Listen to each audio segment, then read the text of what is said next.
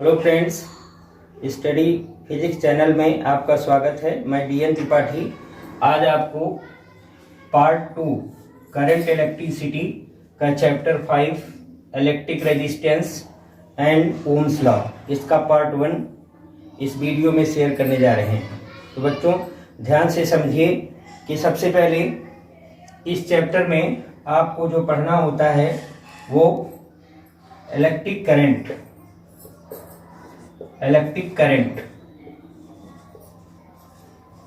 तो बच्चों ध्यान देना है कि इलेक्ट्रिक करंट होता क्या है। कोई भी वायर है, कंडक्टिंग वायर है या कोई इलेक्ट्रिक सर्किट है, इसको कह सकते हैं। इसमें 1 सेकंड में जितना चार्ज फ्लो होता है, क्यों क्या है चार्ज, उसी को हम इलेक्ट्रिक करंट कहते हैं। तो इलेक्ट्रिक करंट क्या होता है कि in 1 second flow of charge in any wire और electric circuit is known as electric current. इसको I से डिनोट करते हैं। I इक्वल टू Q/T होता है। बच्चों ध्यान देना है, I इलेक्ट्रिक करंट, Q क्या है चार्ज और T क्या है टाइम। तो अगर हम देखें तो अगर if T equal to 1 second then I equal to क्या होगा Q। इसका मतलब कि हम यहां से डिफाइन कह सकते हैं कि 1 सेकेंड में किसी भी इलेक्ट्रिक सर्किट या किसी कंडक्टिंग वायर में जितना चार्ज फ्लो करता है उसको हम इलेक्ट्रिक करंट कहते हैं। इसको I से डिनोट करते हैं। दूसरा डिफिनीशन अगर हम चाहें तो ऐसे लिख सकते हैं कि rate of flow of charge in any conductor is known as electric current. तो इस तरह से आपने देखा कि इलेक्ट्रिक करंट को I से डिनोट करते हैं। I इक्वल टू Q/T होता है। Q चार्ज है, T टाइम है। 1 सेकेंड में किसी भी इलेक्ट्रिक सर्किट में जितना चार्ज फ्लो करता है उसी को हम इलेक्ट्रिक करंट कहते हैं। बच्चों ध्यान देना है कि आपने क्वांटाइजेशन ऑफ चार्ज पढ़ा था, तो Q इक्वल टू क्या होता है Ne। तो I इक्वल टू Q की जगह पे हम राइट कर सकते हैं Ne/T। तो यहां से भी आपका न्यूमेरिकल आता है। E क्या है, ये आपका चार्ज ऑफ इलेक्ट्रॉन है, T क्या है टाइम और N क्या है number of electron, free electron. तो इस तरह से अब बात आती है कि इसकी यूनिट क्या होती है, करंट की यूनिट क्या होती है। तो since I equal to Q/T, charge की यूनिट क्या होती है कूलम और टाइम का सेकेंड। तो यूनिट क्या हो जाएगा कूलम सेकेंड -1 और एम्पियर, और इसको A से डिनोट करते हैं। तो ये रहा इलेक्ट्रिक करंट क्या होता है और इसकी यूनिट क्या होती है। हेलो बच्चों, सेकेंड पॉइंट आपको पढ़ना है करंट डेंसिटी। तो बच्चों ध्यान देना है कि जो हमारा करंट डेंसिटी होता है इसको हम J से डिनोट करते हैं, और ये वेक्टर क्वांटिटी होता है J equal to I/A। I क्या है इलेक्ट्रिक करंट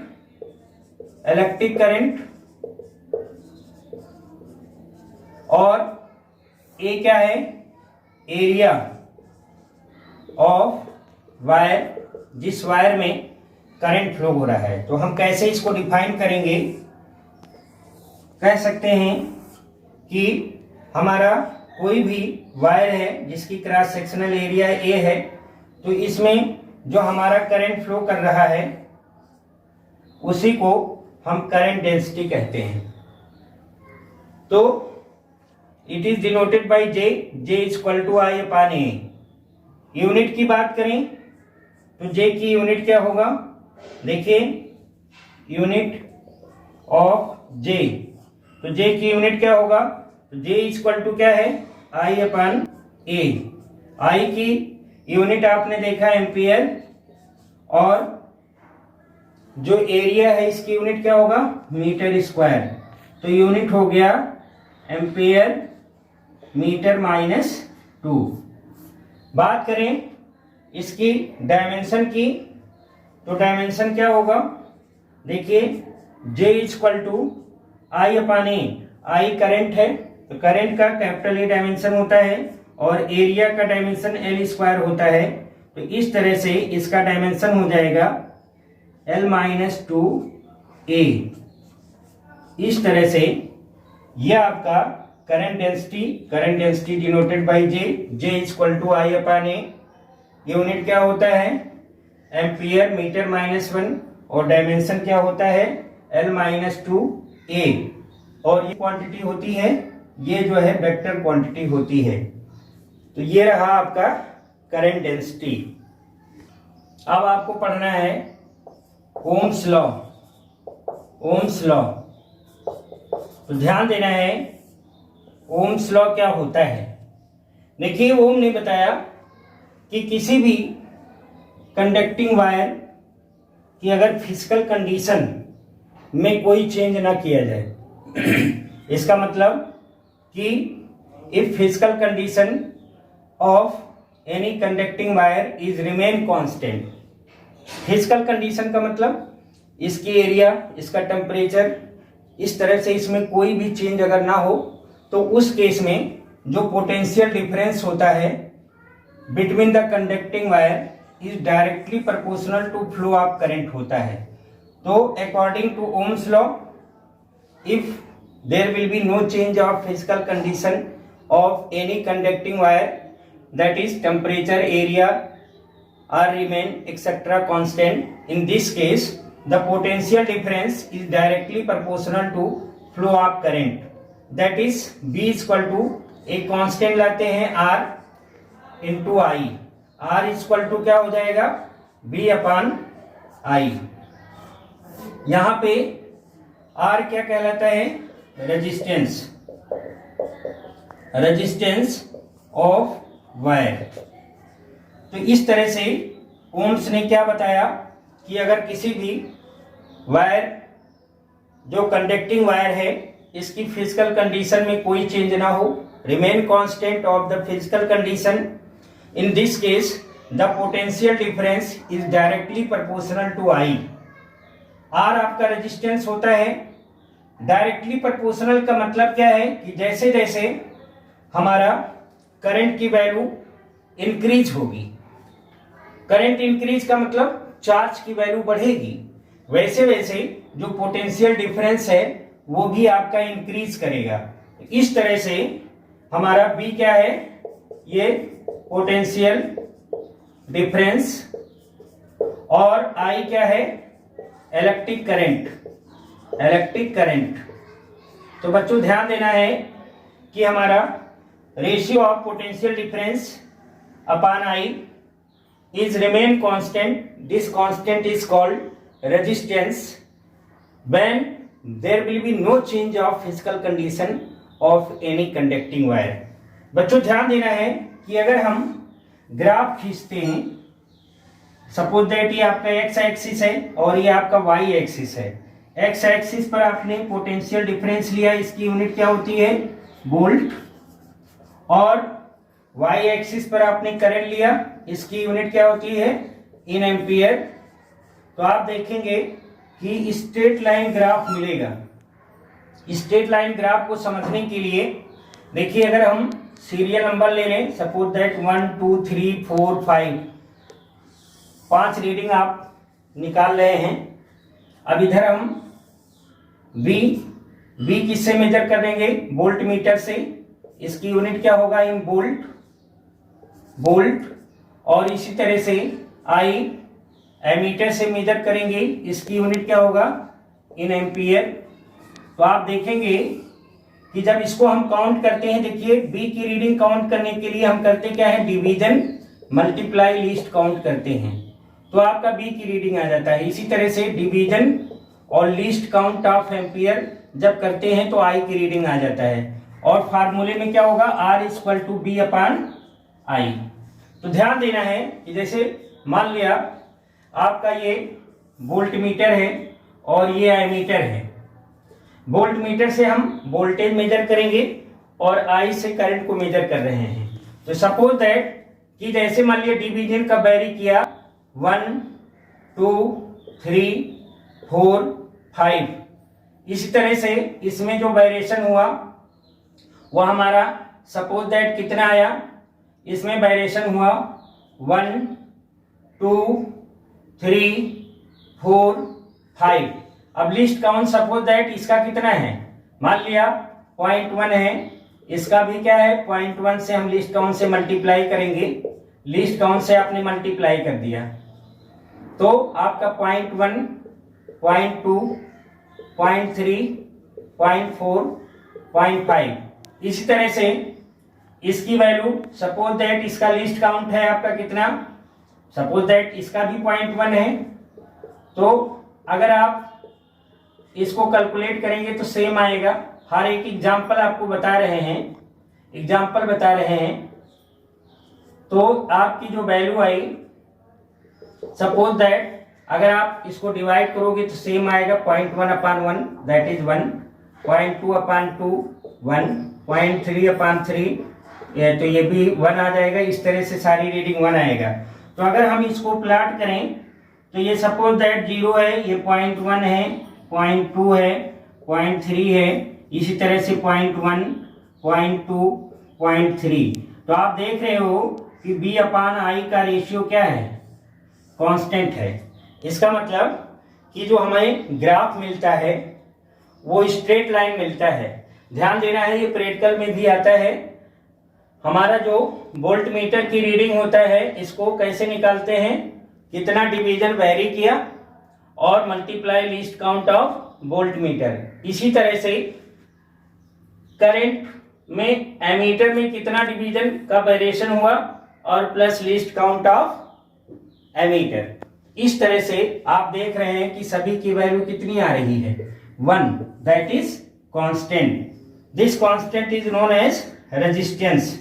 तो रेजिस्टेंस ऑफ वायर क्या होता है, अगर हम कहें तो ratio of potential difference upon electric current in case of there will be no change of physical condition of the any conducting wire. और दूसरा डिफिनेशन भी कहते हैं कि जो हमारा रेजिस्टेंस होता है, जब किसी वायर से करंट लेते हैं तो करंट का जो अपोज करता है उसको हम क्या कहते हैं, रेजिस्टेंस कहते हैं। तो बच्चों आगे आपको पढ़ना है कि यूनिट ऑफ रेजिस्टेंस क्या होता है और इसका डायमेंशन क्या होता है। तो देखिए R equal to B upon I है। बी पोटेंशियल डिफरेंस के लिए आपने फार्मूला पढ़ा था, क्या होता है, W upon Q into I, that is R equal to, देखिए W का डायमेंशन क्या होता है, work done ml minus 2 ml square t minus 2 और चार्ज की आपकी 80 हो गया और इस तरह से इलेक्ट्रिक करंट का A हो गया। तो जब सिंप्लीफाई करेंगे तो R equal to ml square t minus 2 upon A और A आपका A स्क्वायर हो जाएगा और t सिंप्लीफाई करेंगे तो आपका हो जाएगा ml स्क्वायर t माइनस, देखिए यहाँ 1 है, ऊपर जाएगा तो -1 और जुड़ जाएगा दैट इज -3 और A स्क्वायर ऊपर जाएगा तो -2 हो जाएगा। तो इस तरह से रेजिस्टेंस की जो हमारी डायमेंशन होता है, डायमेंशन ऑफ रेजिस्टेंस क्या होता है, ml square t minus 3 A minus 2, ये रहा डायमेंशन। और यूनिट की बात करें तो यूनिट के लिए देखिए R equal to B upon I. V की यूनिट वोल्ट होता है और इसकी यूनिट एम्पियर होता है करंट का। तो वोल्ट अपान करंट, वोल्ट अपान एम्पियर, या इसको हम ओम्स आर से डिनोट करते हैं। तो रेजिस्टेंस की यूनिट क्या होती है? Ohm. Unit of resistance is known as ohm, represented by, इसको हम सिंबल के तौर पे इस तरह से ओम का सिंबल होता है। तो ohm is the unit of resistance. और डायमेंशन की बात करें तो उसका डायमेंशन क्या होगा? ml square t minus 3 a minus 2। ध्यान देना है बच्चों कि हमारा रेजिस्टेंस जो होता है किन किन फैक्टर पर डिपेंड करता है। तो रेजिस्टेंस जो आर है डिपेंड्स करता है, दो फैक्टर पर डिपेंड करता है, 2 फैक्टर। कौन कौन से फैक्टर हैं? पहला फैक्टर कि आर डायरेक्टली प्रोपोर्शनल टू क्या होता है? Length of the wire.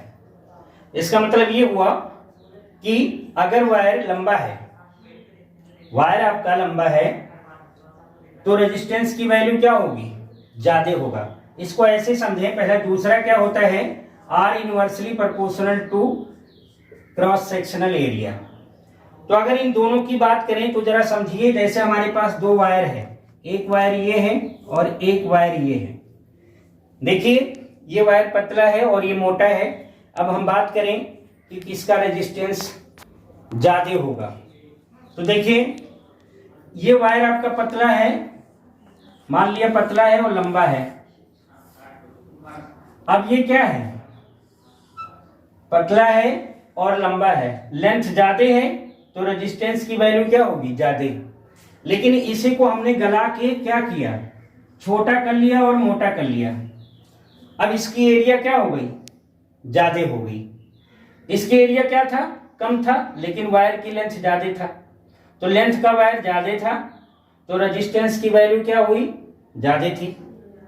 लेकिन लेंथ ज्यादा था तो एरिया कम था, एरिया कम है तो रेजिस्टेंस की वैल्यू भी देखिए ज्यादा है। अब बात करें कि इसी वायर को हमने गला लिया और इसके एरिया को क्या किया? ज्यादा कर लिया। एरिया ज्यादा हो गई तो लेंथ कम हो गया। इसका मतलब कि लेंथ और एरिया में क्या है? इनवर्सली प्रोपोर्शनल है। देखिए यहाँ डायरेक्टली है, यहाँ इनवर्सली। और ये भी पतला वायर है, ज्यादा लेंथ होगा तो रेजिस्टेंस ज्यादा होगा। मोटा वायर है तो इसकी एरिया ज्यादा है, रेजिस्टेंस की वैल्यू क्या होगी? कम होगी। बच्चों ये समझाने के पीछे रीजन क्या है? हम ये बताना चाह रहे हैं कि आपने देखा होगा घरों पे जो आपकी लाइट की सप्लाई आती है, जहां पे 220 वोल्ट होता है वहां पे वायर पतला होता है। लेकिन आपने देखा होगा जहां 11,000 की सप्लाई होती है वहां वायर क्या होता है? मोटा बनाया जाता है।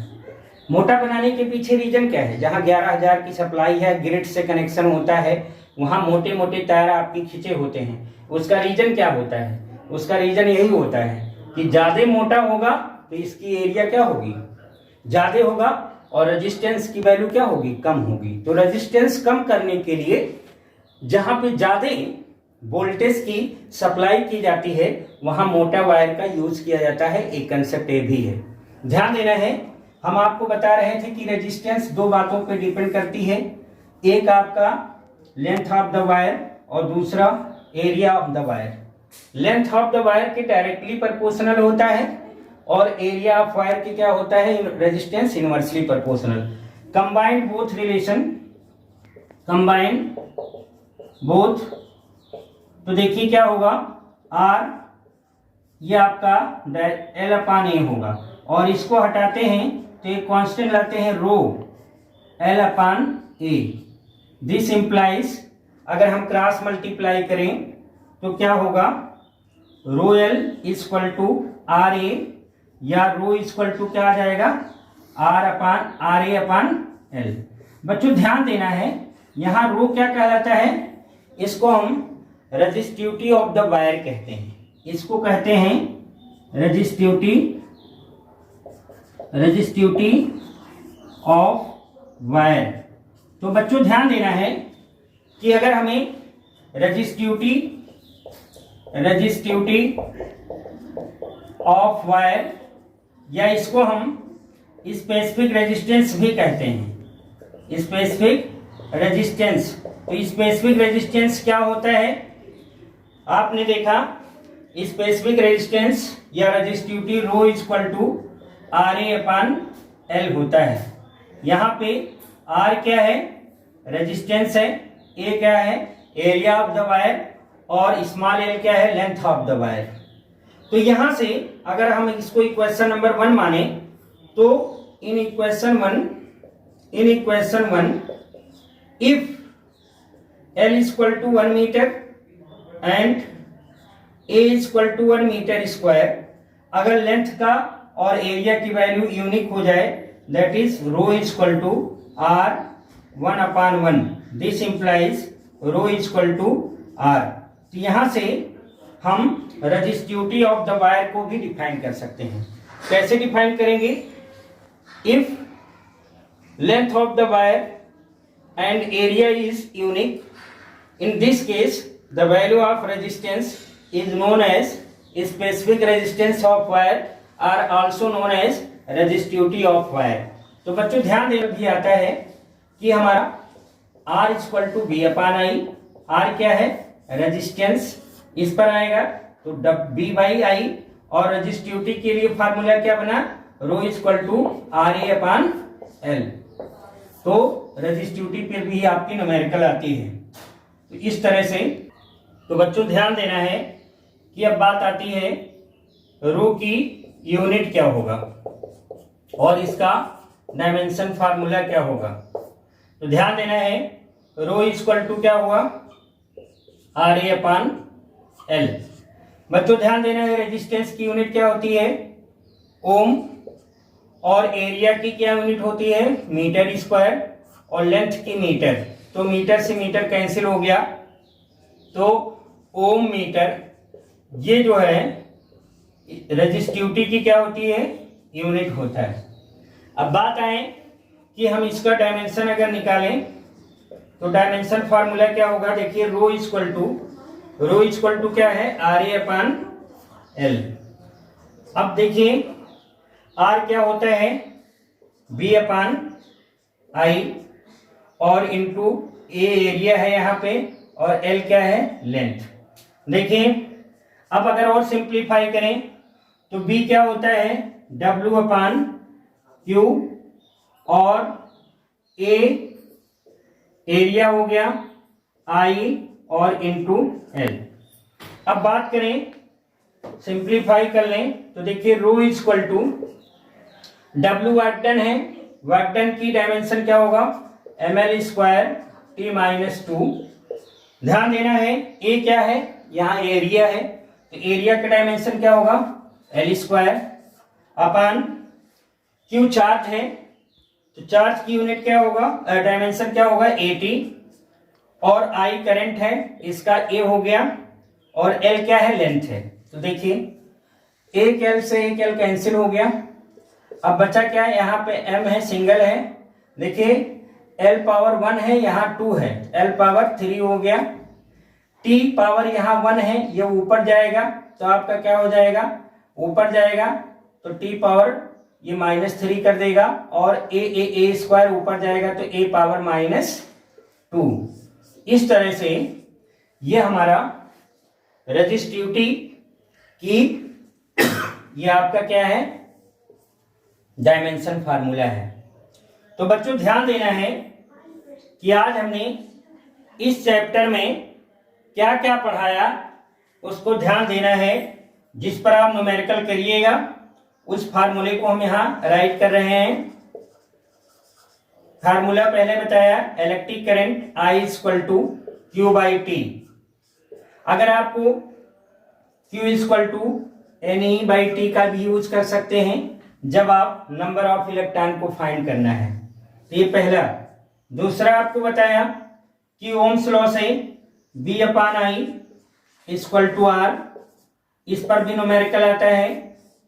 तीसरा फार्मूला हमने बताया कि रेजिस्टिविटी के लिए rho equal to R A upon L. तो ये आपका होमवर्क दे रहे हैं, आप कोशिश करिएगा कि इन तीन। और एक फार्मूला और आपको बताया था current density J equal to I upon A. ये 4 फार्मूले हैं जिस पर रिलेटेड आप बुक से न्यूमेरिकल करिएगा। एक बार मैं फिर एक्सप्लेन कर दे रहा हूं कि कौन क्या रिप्रेजेंट करता है। आई क्या है, इलेक्ट्रिक करंट। क्यू क्या है, यहां पे राइट भी कर दें जिससे आपके लिए आसानी रहे। वेर आई क्या है, ये करंट है। और क्यू क्या है, ये चार्ज है। क्यू क्या है, चार्ज है। और स्मॉल टी क्या है, ये टाइम है। और एन क्या है, नंबर्स ऑफ इलेक्ट्रॉन या नंबर ऑफ इलेक्ट्रॉन। और ई क्या है, चार्ज की वैल्यू 1.6 10⁻⁻19 कूलम। और आर क्या है, ये आपका रेजिस्टेंस है। और ए क्या है, एरिया ऑफ वायर। और रो क्या है, ये रेजिस्टिविटी। तो ध्यान रखना है ये 4 फार्मूले हैं। और जे क्या है, जे क्या शो कर रहा है, करंट डेंसिटी। तो हम चाहेंगे कि इस पर रिलेटेड आप न्यूमेरिकल करिए 4 फार्मूले। I = Q/T, B/I = R, ρ = RA/L और J = I/A। Thank you.